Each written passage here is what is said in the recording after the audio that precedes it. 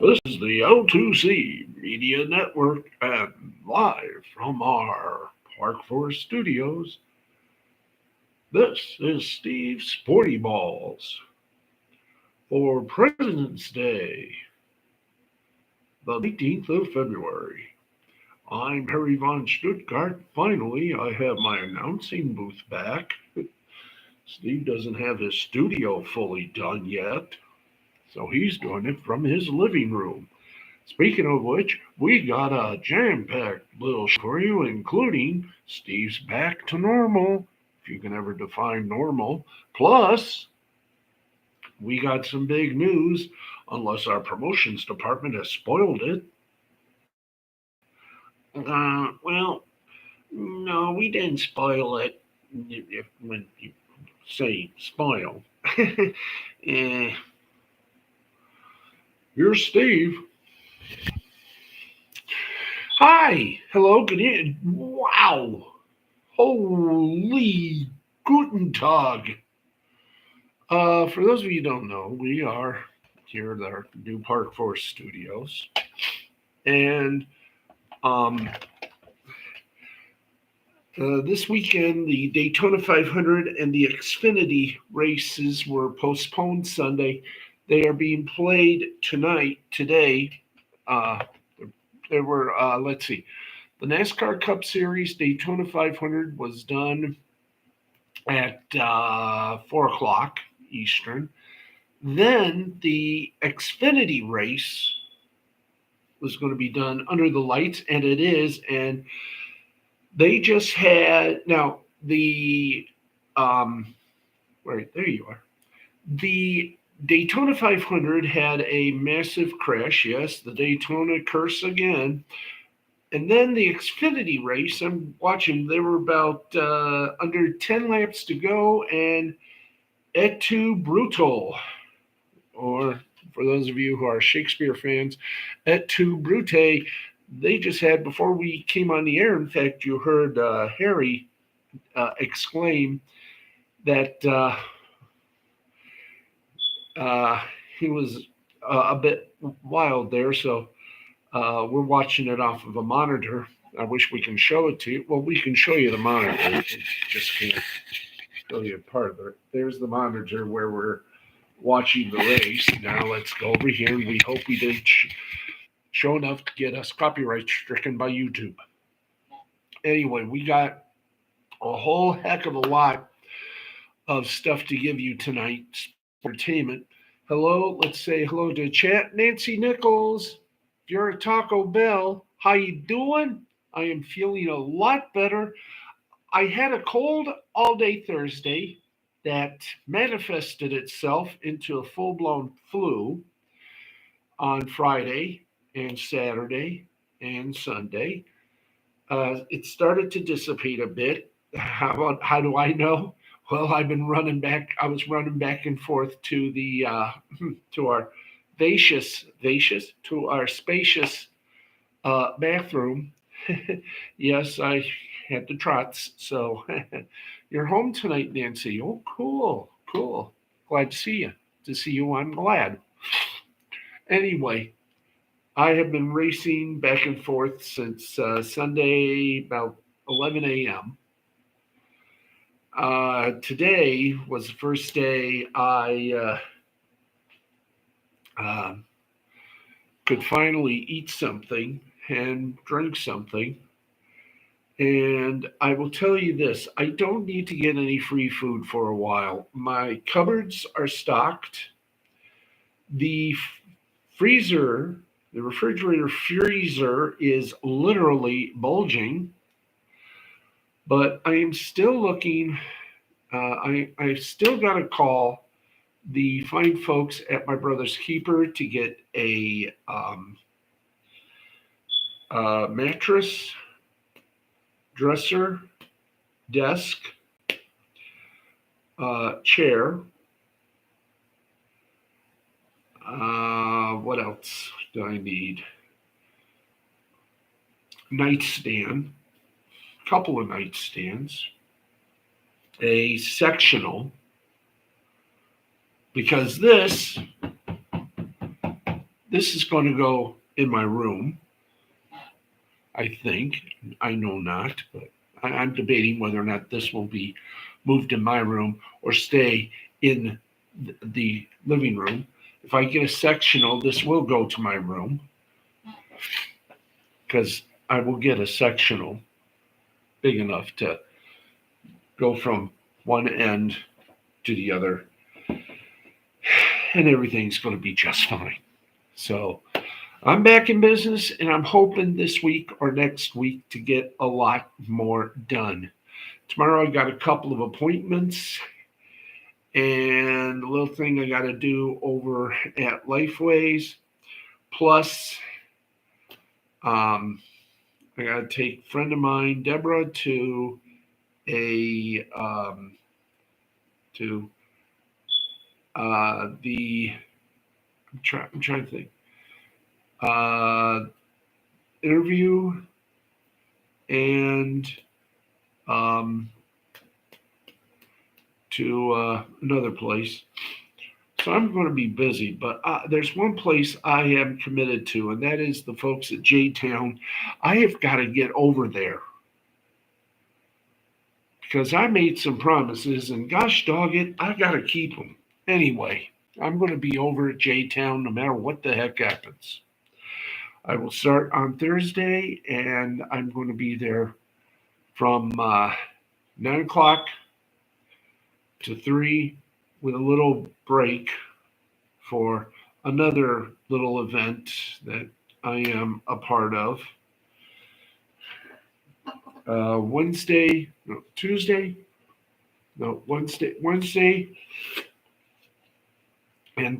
I'm at I'm at Lifeways.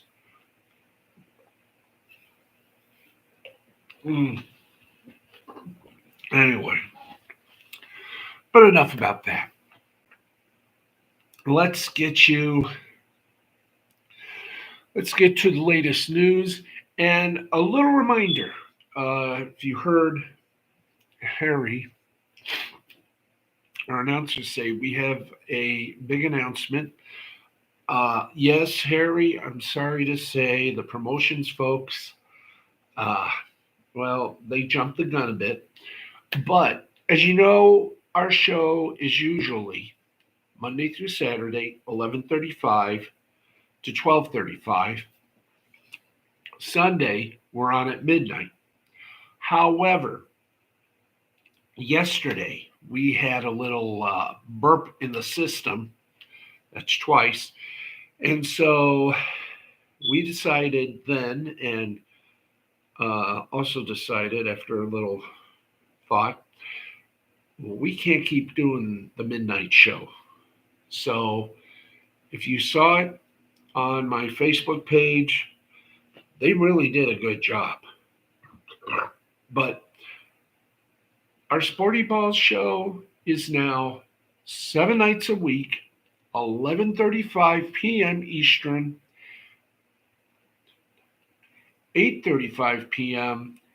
in California and the Pacific time zone. So you got us 7 nights a week instead of 6 nights all week until, well, death do we part. 11:35 p.m. the start time. It is permanent. It begins this week, this Sunday. It's going to be fun. It's going to be exciting, and it's still going to be the same show we do here, except probably going to be a bit more funnier. Anyway, I've done the promo, so let's get to the news. Tomorrow you will want to be here because tomorrow we're going to shed a little light on what in the hell is happening to Vince McMahon's empire. We are going to tell you that his latest legal troubles have really now blown up. I mean, it has been the latest bombshell comes from one of his trusted people, And TKO Group, which now owns WWE, is really, truly, they stated they were going to remove any of McMahon's cronies on the board, in the headquarters, and on all their. There's going to be a clean sweep. Yeah, Vince McMahon. Oh boy. Oh boy. This sex scandal has literally, this latest sex scandal has literally just blown up, and it's literally I've said literally about 15 times, I think, in one sentence. It has just exploded from day one, and little by little the public is finding out what a creep Vincent Kennedy McMahon Jr. is. And now it may also, and this is just opinion, I leave it as such, it may have also taken down the marriage of Paul Levesque and Stephanie McMahon. In fact, Stephanie is now being named into all this because of a former wrestler for the WWE who has since passed away. We will explain all that to you tomorrow. Call this a tease, call it what you will, but tomorrow you want to listen or watch this broadcast. I mean, watch it every night at 11:35 p.m. Eastern, 8:35 p.m. Pacific, because we're funny. Okay, we're about 12 minutes into the show. Ain't that nice? We haven't done sports yet, but now we will. We got sports, we got entertainment, we got it all. And one day we're going to have guests, because I don't know, maybe I got to get something more to boost this little laptop a bit to download Streamlabs so I can have guests here. You know, if you've seen some of the streamers on YouTube, they have Streamlabs where you can see the guest, and that's what I want to do here on the old Sporty Balls. I want to have some guests and you folks out there having questions. I want to see if I can't. Oh, by the way, this is my newest toy, if you can see that. This is what came with the microphone, and I'm learning how to piece this all together so I don't have to use the internal microphone here on my laptop. Anywho's, yeah, it is cool. You see, I mean, right here, the sound effects that we got right here. I know you probably can't see it because it's, can you see? Okay, it's got sound effects. It's pretty good. And like I said, I am learning. I'm learning as we go along. So, with all that said, leave us begin with, well, why don't we do this? We're going to do this live here. Checking in with the NASCAR Xfinity Series race. There's 3 laps to go. Anderson is in the lead. In fact, can we, I don't think we can do this in time or on time, but there goes Austin Bell from the outside lane, drafting help from Chandler Smith, 2 to go. At the line, still a lot of racing left. It's only 2 together, but it seems like forever. Austin has been through a lot tonight, so much back and forth, but the money is on the line. A lap and a half to go, and he's got 21 out front. Again, Brandon Jones in the inside lane, pushing out. Sheldon Creed. Austin Hill's waiting for the white flag. Yes, he has. He's trying to rally after that penalty. He's up to the top 5. He liked Georgia Bulldogs. They're all Georgia boys now. Brandon Jones, white flag is out. 1 to go. Sponsored by Credit One Bank. Next flag will end it unless there's a crash. Then we go into overdrive. Austin Hill in front of his old teammate. And I think, yes, it is over. Well, wait a minute. No, there's a crash, but there's no caution. It's Austin Hill and Creed. No yellow.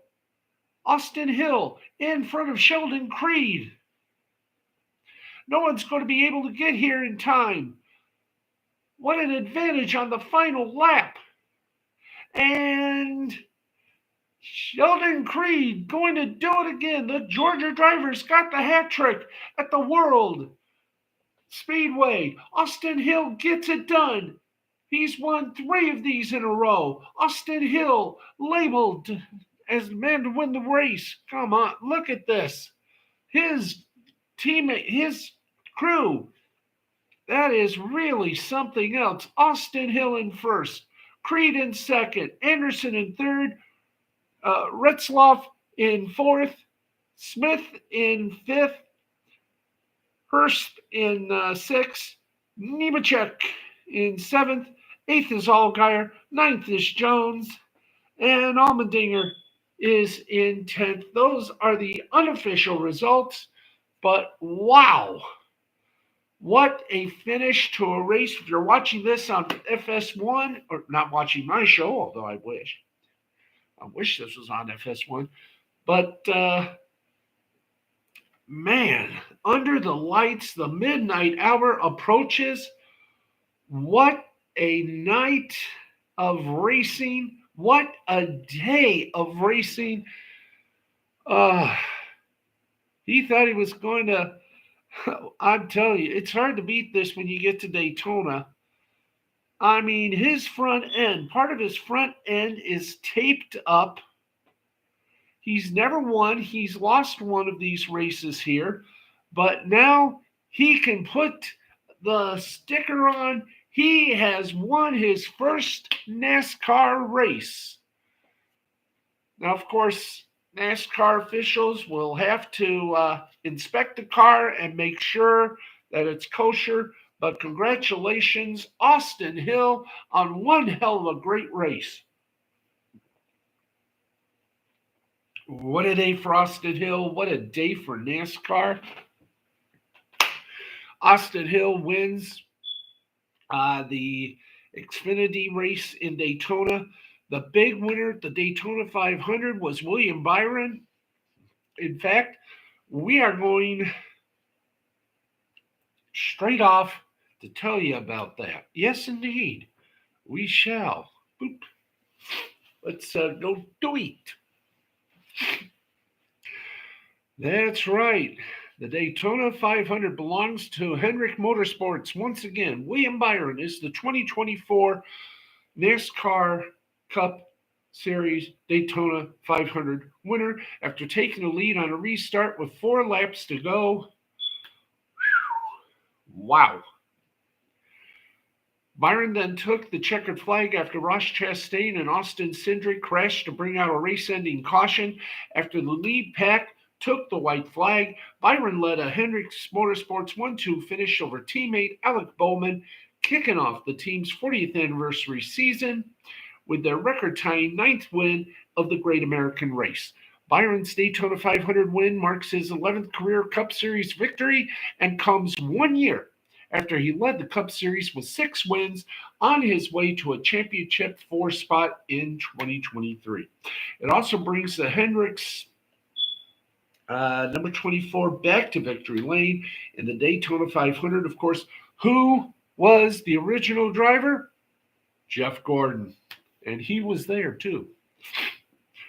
A place it visited 3 times with NASCAR Hall of Famer Jeff Gordon behind the wheel, 97, 99, and 2005. Byron secured his victory at the white flag with defensive driving as he sought to block a run that Ross Chastain had coming from the outside line. As Byron swung high, Chastain tried to go low, but the hole he had was closed up when Austin Cindric on the inside line was turned sideways following a push from Corey LaJoie. Chastain and Cindric slid through the tri-oval and then back up into the traffic, prompting NASCAR to throw the yellow flag as both cars came to rest past the end of the tri-oval. Per NASCAR rules, the race was declared official at the moment of caution. As the leaders had already taken the white flag, Byron was declared the winner as he was just ahead of Bowman when the caution was called. And that is a race he will never forget. The unofficial results of the Daytona 500, top 10, William Byron first, Alex Bowman second, Christopher Bell third, Corey LaJoie fourth, Bubba Wallace got a fifth place finish, A.J. Allmendinger got sixth, John Hunter Nemechek got seventh, Eric Jones got eighth, Noah Gragson got ninth, and Chase Briscoe got 10th. Byron's ascent to the top ranks of NASCAR was as uncommon as it was fast, as he got his start in racing mostly through the iRacing motorsport simulation software before his talent behind the wheel of real race cars became very clear. Yes. Now, if it hadn't already been before, Byron's path to being one of the best drivers in all of NASCAR is validated with his first Daytona 500 win. Not only does Byron's win move Hendrick Motorsports into a tie for the most Daytona 500 victories, 9. Let's see. That's a 6. 9. Oops, sorry. I'm trying to do 9 in the finger sense there, but I keep forgetting you do that, and it's like you're kissing kumquats. Anyway, Hendrick Motorsports has got 9 Daytona victories by any race team all time with Petty Enterprises, but also comes 40 years to the day that the team made its debut in the 84 Daytona 500 with Jeff Bodine behind the wheel. Byron is the 6th driver in company history to win the Daytona 500, joining Jeff Bodine, Darrell Waltrip, Jeff Gordon, Jimmy Johnson, and Dale Earnhardt Jr. Byron told Fox Sports, "I have so many emotions, just so proud of this whole exalted team. 40th anniversary to the day on Monday. Just extremely blessed and thankful for all the opportunities. We just want to keep it going. We have a lot to prove this year, and this is a good start, obviously. Daytona 500, it's freaking awesome. Let's go." Now, in addition, this is also the 4th time the Hendrick cars have finished together at the top of the running order in the Daytona 500. Darrell Waltrip beat Ken Schrader in a Hendrick, 1 and 2, 89. Jeff Gordon led a 1-2-3 finish over Terry Labonte and Ricky Craven in 97. And Jimmy Johnson beat Dale Earnhardt Jr. to the line back in 2013. Now, much of Monday afternoon's 500 miles took place at altering tempos, varying from the lead pack trying to stretch its fuel mileage as much as it could under green flag conditions, to high-intensity 3-wide racing. The presence of 3-wide packs, which had been largely missing from the past 2 500s as drivers tried to adjust to the next-gen car, and how it raced on the super speedway, showed up early. Too early for Harrison Burton and Carson Hocevar, both of whom saw their races end on the 5th lap when they were in a grinding crash in the triover that also collected Austin Dillon, Kaz Grala, Jimmy Johnson, and Ryan Preece. From there, cautiousness and aggression was much better balanced through the first 190 laps, but at lap 191, things couldn't hold as the lead pack jostled for the win in the biggest race of the year.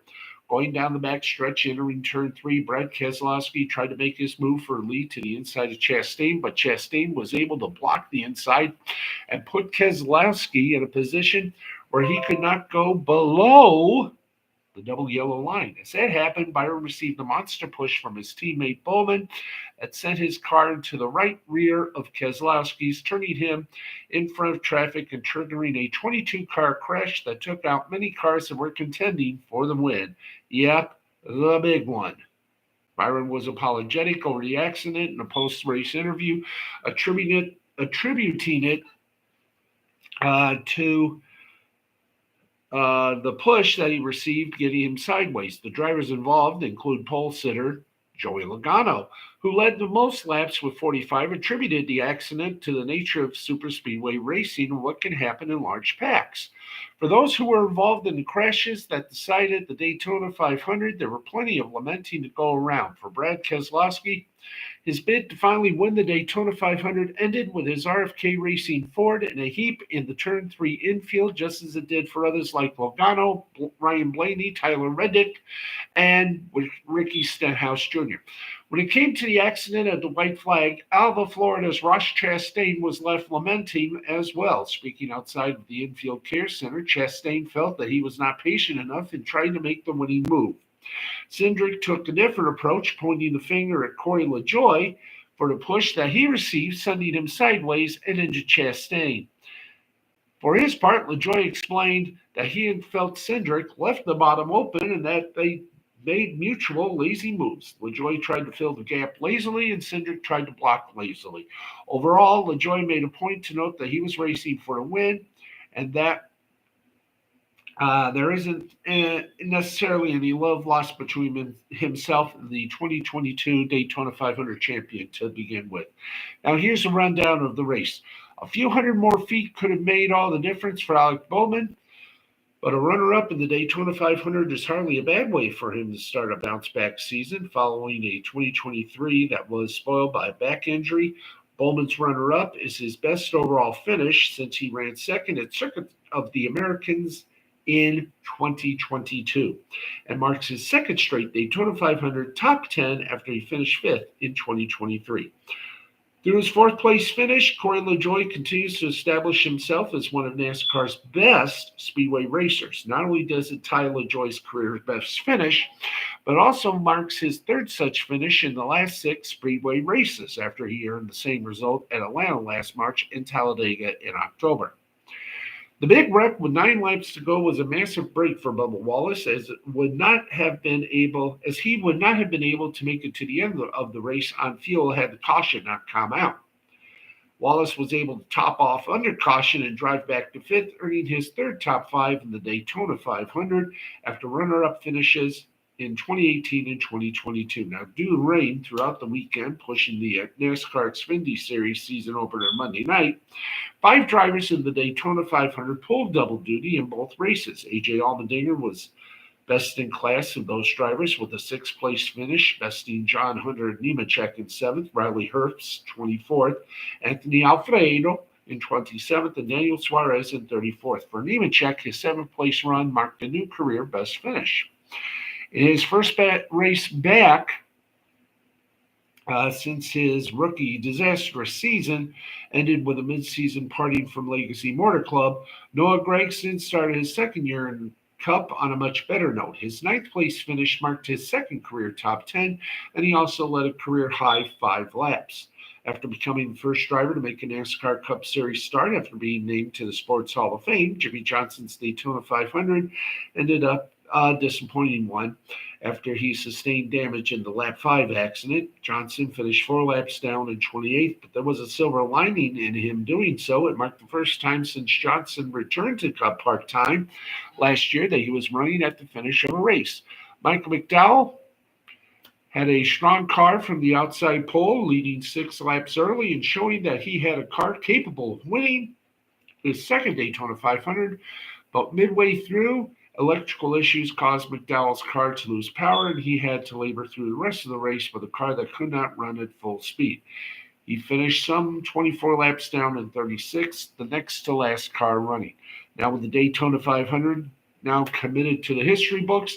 The NASCAR Cup Series season continues with stop number two, the Atlanta Motor Speedway, and the Ambetter Health 400 Sunday 3 o'clock. You can watch that on Fox or listen to it, I do believe, either on MRN or the Performance Radio Network. Yahoo! Okay, 12:05. We got more sports news and literally the quickest scoreboard you can ever think of. But here we go. Mike Evans, landing spots. There are 5 logical suitors for the Buccaneers star ahead of the 2024 NFL free agency fandango. But where could he stop? If Tampa Bay now allows him to reach the open market, 5 logical suitors? They are. Oops, back. Thank you. The Ravens, they reached the AFC title game with their current crop of wideouts, and Nelson Aguilar has since re-signed to the group, but who says you can't make a luxury move?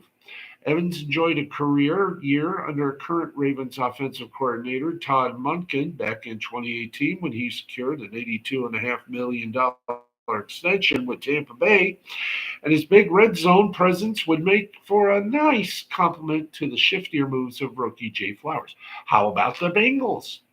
Jamari Chase, T. Higgins, and Tyler Boyd make one of the NFL's top wide receiving trios, but the latter two are both scheduled to hit the old free agency market, and Higgins in particular could price himself out of a gig.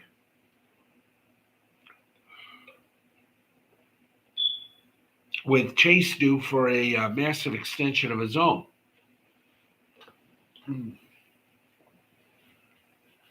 Even so, the Bengals are figured to remain in win-now mode, making Evans a potential plug-and-play star for Joe Burrow and company. The team has close to $60 million in projected salary cap space. Could have more, but stay tuned.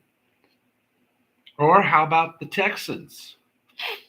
Their playoff loss to Baltimore proved rookie quarterback C.J. Stroud could use more help. Their O-line warrants more attention, but Evans is the kind of alpha number one who could accelerate Stroud's already impressive growth while taking pressure off younger weapons like Nico Collins and Tank Dell. With close to $70 million in cap space waiting to be spent, money shouldn't be an issue. As a bonus, Evans was born and raised in Texas, making this possibly a potential homecoming. How about the Indianapolis Colts? Well, they had its own wide receiver to pay in Michael Pittman Jr., a scheduled free agent, but head coach change Stitchen knows the value of adding an even more accomplished pass outlet. Enjoyed A.J. Brown's impact on the Eagles' offense as their OC in 2022. The Colts overachieved this year and should have quarterback Anthony Richardson back in 24, making them a sleeper contender. They got about $63 million available for the offseason, or as if they need any more help, the Kansas City Chiefs. Rookie Rashid Rice emerged as an explosive downfield target for Patrick Mahomes late in the Chiefs' latest Super Bowl grab fest. But for much of 23, the team struggled to field a reliable wide receiver core, occasionally appearing to miss the electrifying pop of past stars like Tyreek Hill, with Travis Kelce aging and the Super Bowl window always open in Kansas City. A proven number one like Evans would be the perfect fit. And with Andy Reid coming back for another Super Bowl ring ring ring. Oh, jeez. Phrasing.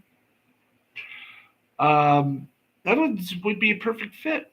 Evans, meanwhile, will get a chance to go out with a perennial contender. So we will find out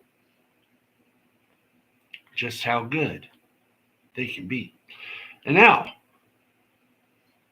wouldn't you know it, 10 minutes after midnight at the Oasis, it is time for us to give you the scoreboard. That's right. Let's go for some men's college hoops on this now no longer President's Day. In the top 25, the sixth ranked Iowa State lost to second ranked Houston 73-65. Let's go now to the women. That was the only game for the men. There was a lot, well, somewhat of a lot, but let's give it to you anywho's. Okay, 15th ranked Connecticut beat 20th ranked Creighton 73-53. 12th ranked Indiana lost to Illinois 86-66. Maryland East Shore defeated Coppin State 73-51. Norfolk State defeated North Carolina Central by a score of 72-44. Howard defeated SC State 69-51. And always remember, 69 is a very workable number.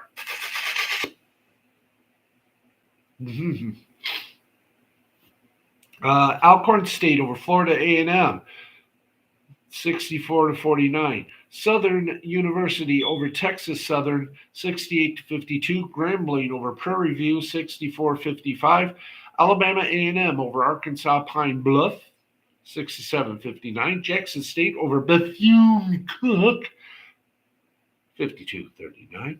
Mississippi Valley State over Alabama State, 67-59. LSU whacking Texas A&M, 81-58. Temple over Tulane, 69-52. And 15th ranked,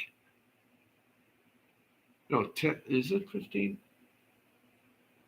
Nope, 19th. 19th ranked Notre Dame over Duke, 70-62. Morgan State and Delaware State postponed. Of course, there was no NBA action because they were still they're still on their All-Star break.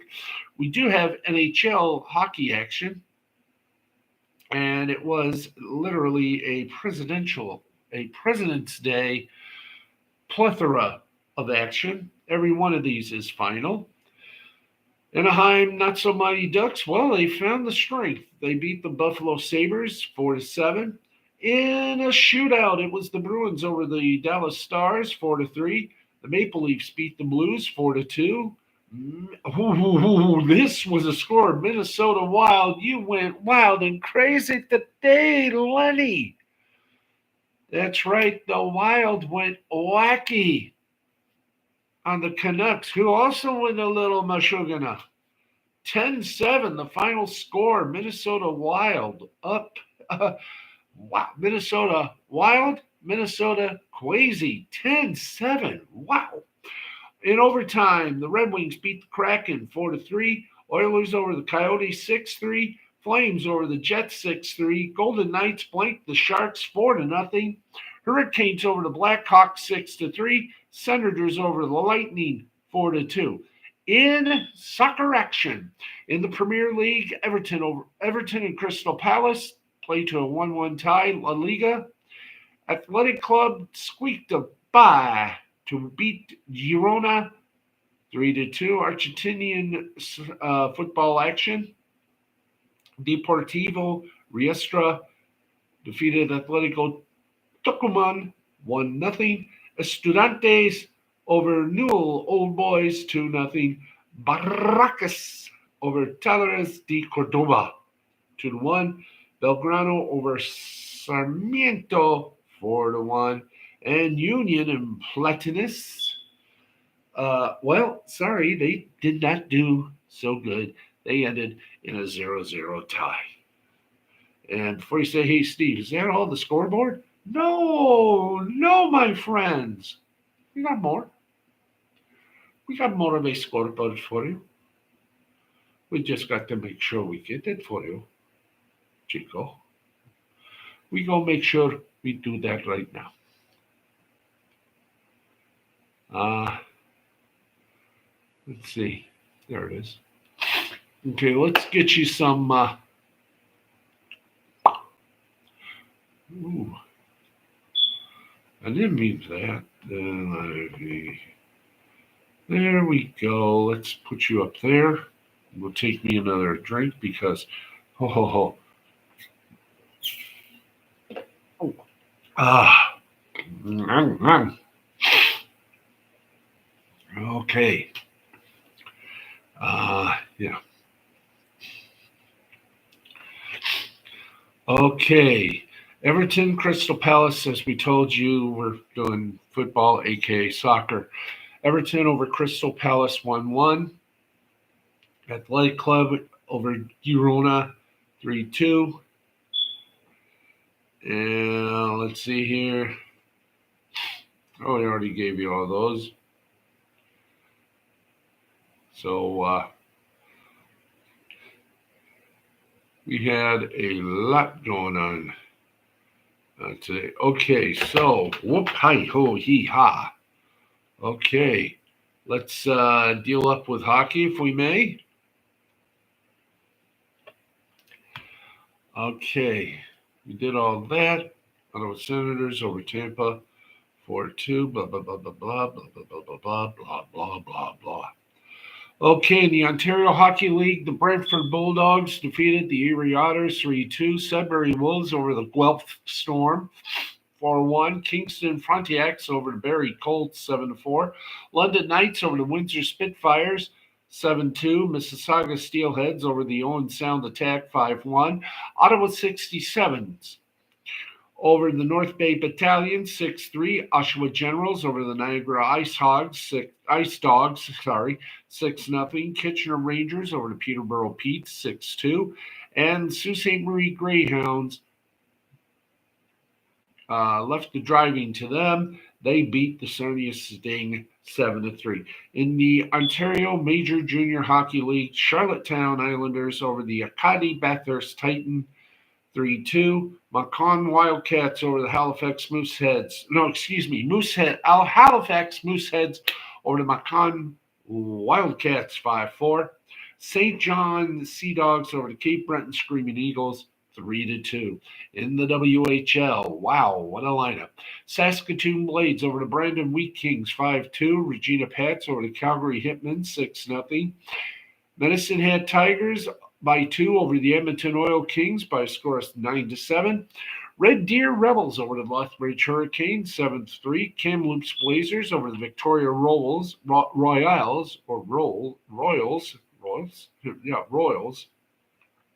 3-1. Vancouver Giants over the Spokane Chiefs 6-3. Kelowna Rockets over the Tri-City Americans 3-2. Prince George Cougars over the Seattle Thunderbirds 8-1. And the Swift Current Broncos over the Moose Jaw Warriors 5-2. In the American Hockey League, the Hershey Bears over the Belleville Senators 4-2. Rochester Americans over the Toronto Marlies by a score of 2-1. Milwaukee Admirals over the Manitoba Moose 4-3. Abbotsford Canucks over the Calgary Wranglers 3-2. The Iowa Wild over the Rockford Ice Hogs 3-1. And that, my friends, is your hockey scoreboard.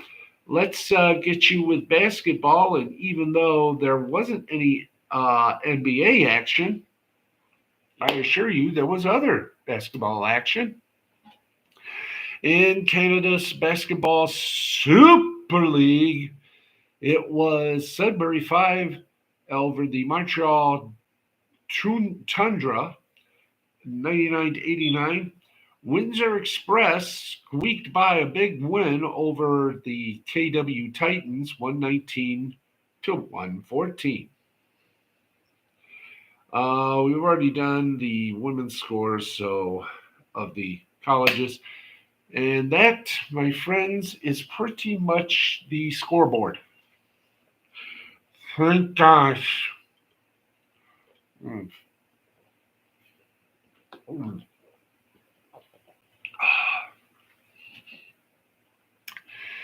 Dinamante. or Dynamite if you prefer. Okay, do we have much further Sporticus to bring our little details with? Yeah, I do believe we do. More news, and then we'll hit the entertainment world. Oh, are we going to Scarborough Fair?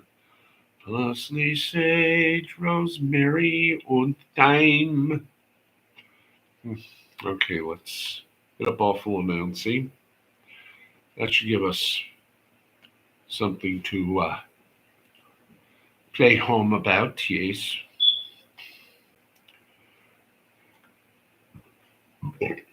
Excuse me.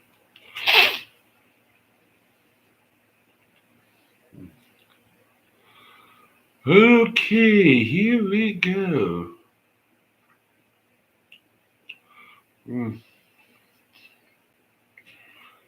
Uh,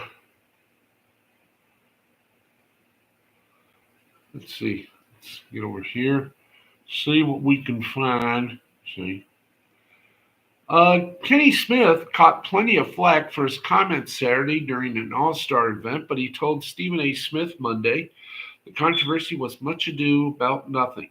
After the much-touted three-point competition between NBA icon Steph Curry and WNBA star Sabrina Ionescu, Smith said Ionescu should have been allowed to shoot from the shorter WNBA three-point distance.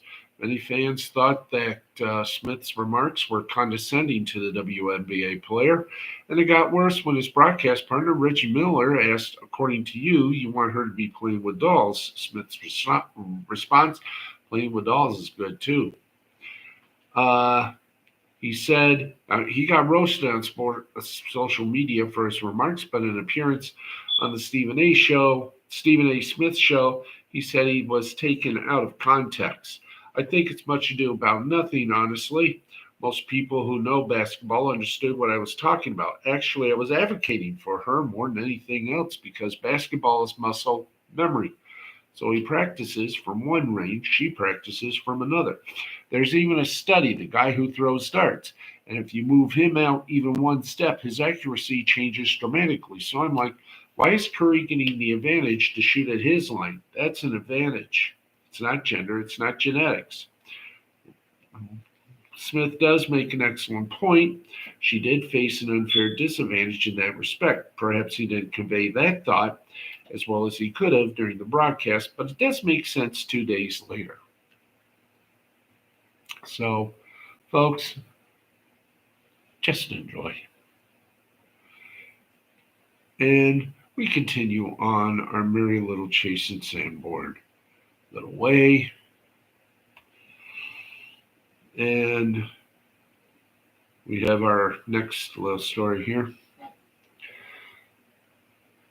Thorne called NHL games with ESPN for many years. Since being let go by the Baltimore Orioles after the 21 season, longtime baseball and hockey play-by-play man Gary Thorne has stayed busy.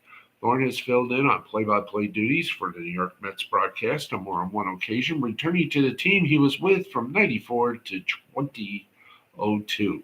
The former voice of ESPN and ABC's NHL coverage has mostly stuck to baseball since leaving the Orioles. Last weekend, that changed. Thorne was on the call for a high school hockey showdown between Connecticut and Canterbury.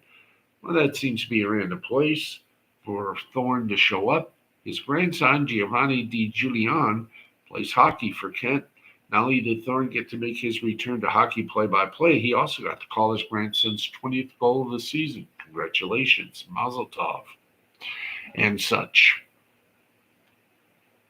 Okay, let us flip over to our good areas known as our entertainment department and leave us to see what happened in the world. Ooh.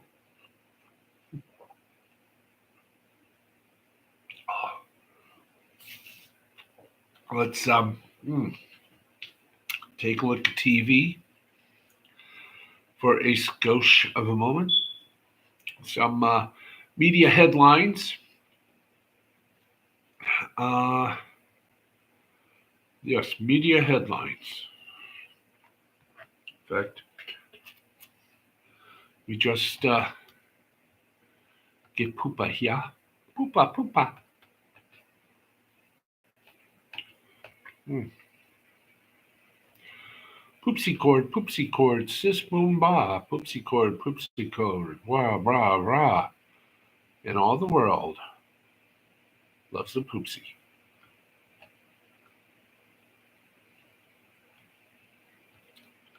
Let me just get over here. Oops. Yeah, we're going down, not up. Now we're going up. Okay. Well, um, you remember a while back we told you that ESPN made a deal with the college football playoff folks? Now we're being told not so fast. That's right. Not so fast at all, dear boy.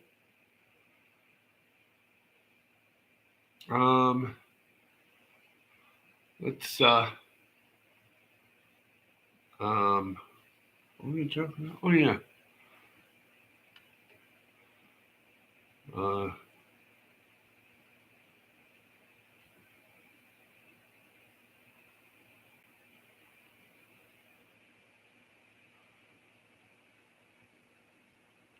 oop. Now, uh the CFP, the folks at um the college football playoff folks says it has not agreed to a new television contract, as had been reported last week from all people, including us. According to at least one